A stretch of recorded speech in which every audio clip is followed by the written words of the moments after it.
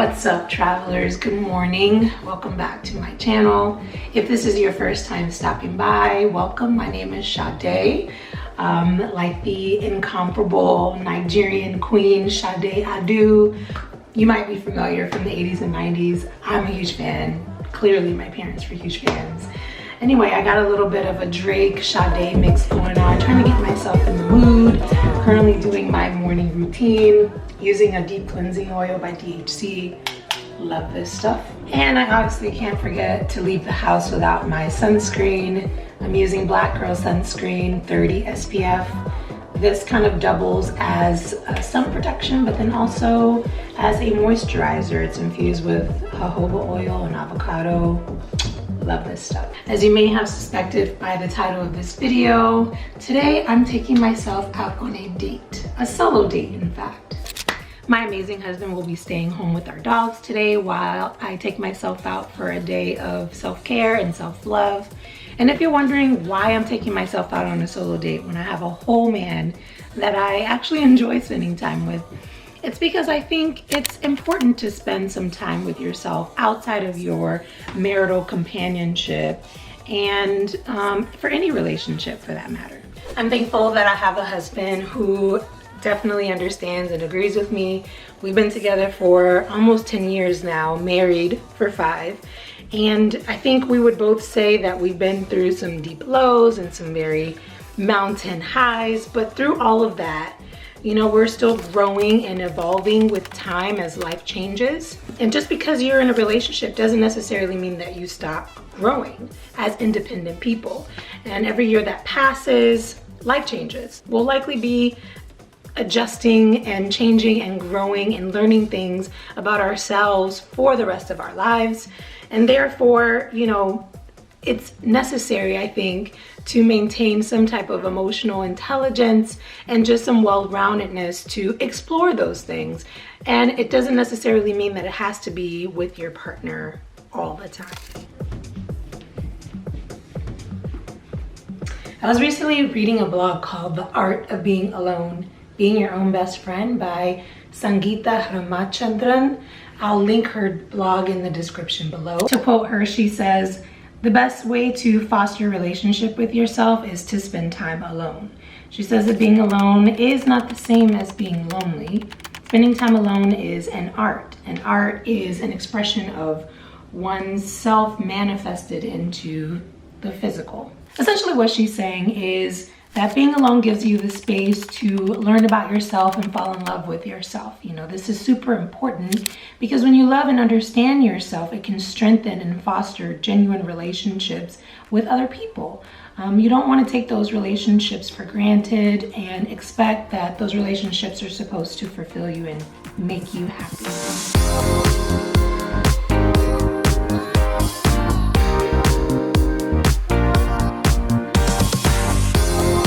Think about it, we often do things alone.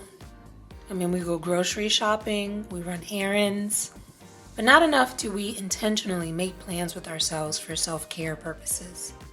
So, in an effort to foster a little bit of self-care today, Sade is taking Sade on a date. Have you ever thought about what it is about being alone that makes us feel uncomfortable? I know that if I'm standing alone anywhere, likely the first thing I'll do is grab my phone. I mean, I can't even remember what life was like before digital distractions.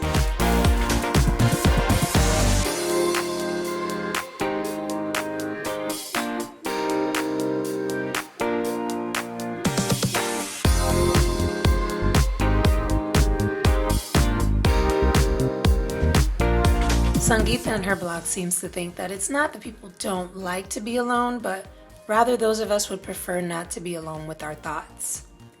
When we confront our thoughts, we tend to come face to face with things about ourselves that we've been avoiding. She says that we do a disservice to ourselves by suppressing negative feelings and thoughts because we must feel to be able to find resolve and to heal. Allowing ourselves to feel is a sign of emotional intelligence after all.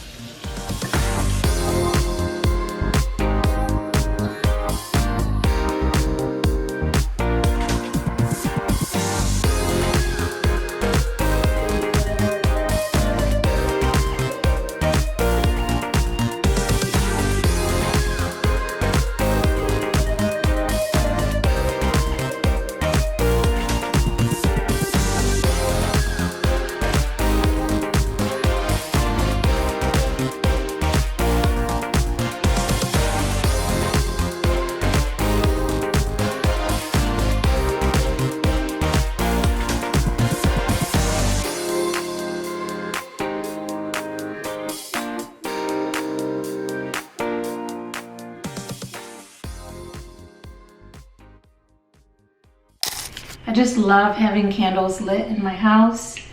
There's just something about the aroma that just puts me in this very calm and relaxed state. And actually, while I was scrolling through Instagram, I came across this ad for a candle studio called Lumiere here in Baltimore, which isn't too far from my home. And I thought, you know, that would be a really great idea for a solo date night. Now that we've entered into the fall season, I can finally get rid of my summer candles and bring in some of that fall scent and smell into the home. So I'm really excited to do this. You know, and there's just something about fall in general that just puts me in a relaxed state. Like it's just, there's just something about fall that exudes rest and peace. And if you're like me, you don't always know how to find breaks for your mind, body, and spirit, because life is just crazy sometimes and you're just trying to keep up essentially. So this blog that I was mentioning, Sangeeta's blog, she suggested 4 steps if you're not sure how to take mental, emotional, and physical breaks to kind of allow yourself some alone time to rejuvenate. She recommends 4 steps. The first being to move your body. I mean, I try to get to the gym at least 3 to 4 times a week, sometimes more if I can, if I'm not too tired. But you know, it's scientifically proven, right, that exercise releases endorphins and just without even trying, if you're having a bad day, just will automatically boost your energy. So if you make that a part of your routine, you can kind of maintain some of that good energy, you know, because the day can be draining and you have to be able to give back to yourself in a way. Secondly, Sangeeta recommends that you create some type of a morning and evening routine for yourself. It's a great way to spend time alone while also looking in the mirror, giving yourself positive affirmations, and it allows your mind to think about all of the things that you're grateful for, and it just gives you a moment to rejuvenate, making space for, you know, what's to come at the start of your day, and then just shedding off all of that stress or negative energy at the end of the evening. The third step she recommends is to take breaks from social media. I know this is hard, guys.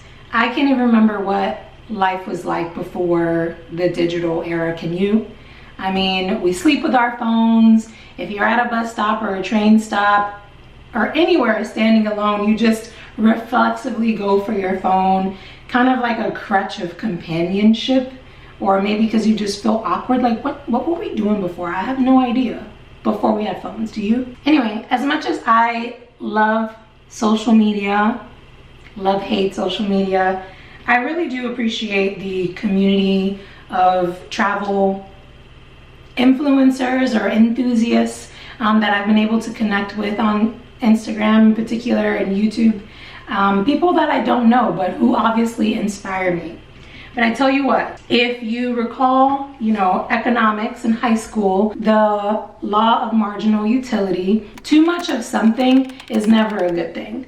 And essentially what this rule or this law says, if I'm to give you another analogy, think of eating 1 piece of chocolate. When you're craving chocolate, that first piece is like the best. However, after 10 pieces, you're likely not feeling so well. And that is essentially the same effect that social media can have. Too much of it is not a good thing. It's not good for your self-esteem.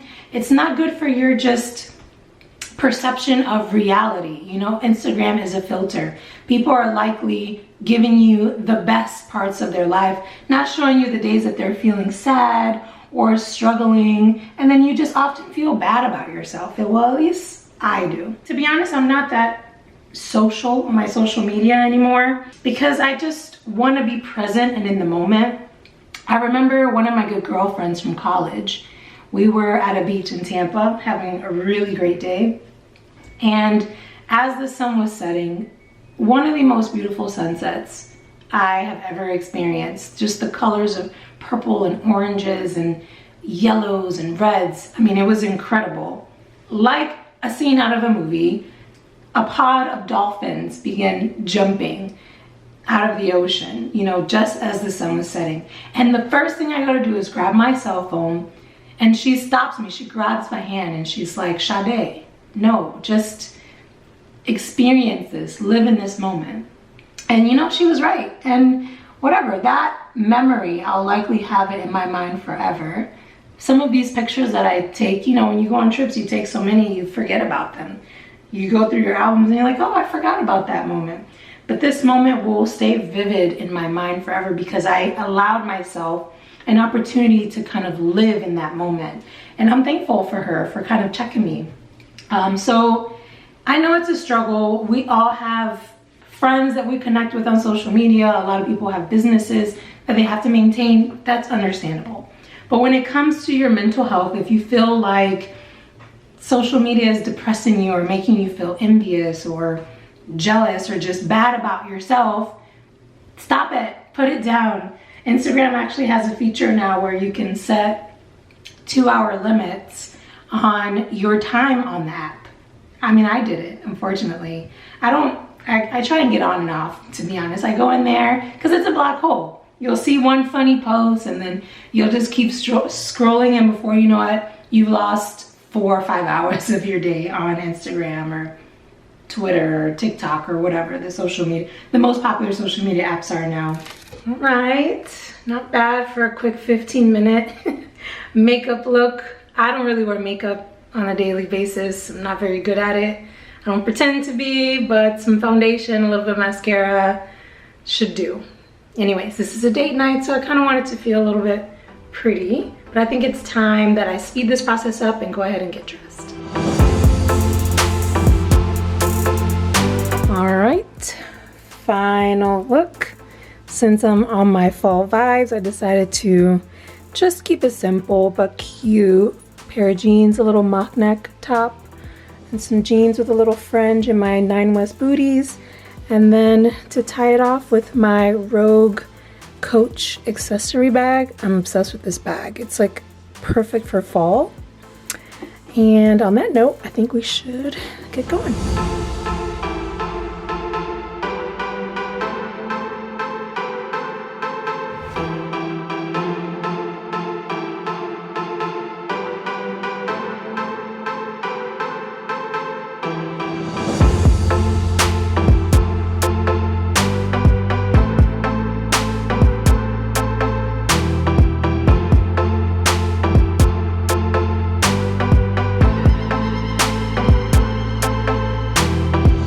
Oh, and that last tip I'll impart is to practice gratitude. Now, admittedly, I don't do this enough. I'd say I tend to focus on things that I have yet to accomplish instead of being grateful for the things that are presently good in my life. But I am thankful. I'm so thankful. I'm thankful for my husband. I'm thankful for my family, for my dogs, for having a roof over my head. I'm thankful for this able body and having a sound mind. Sangeeta says that gratitude is the foundation for so many things, including manifesting desires. She says that when you're grateful for where you are now, you call in more things that you want in life. I'm really grateful for this time I got to spend with myself today. Being alone doesn't have to be sad. Sangeeta says, loneliness is a symptom of negative patterns. It sucks, yeah, but it's also a choice. I definitely still struggle with believing that happiness is a choice out of avoidance of wanting to take on that responsibility, quite frankly. But whether I choose to believe it or not, the reality is that generally we are all responsible for our own happiness, with the exception, of course, of people with clinical or severe symptoms. But we have to practice being grateful and allowing ourselves just to feel, even on those sad days. All right, guys, this is going to conclude today's video.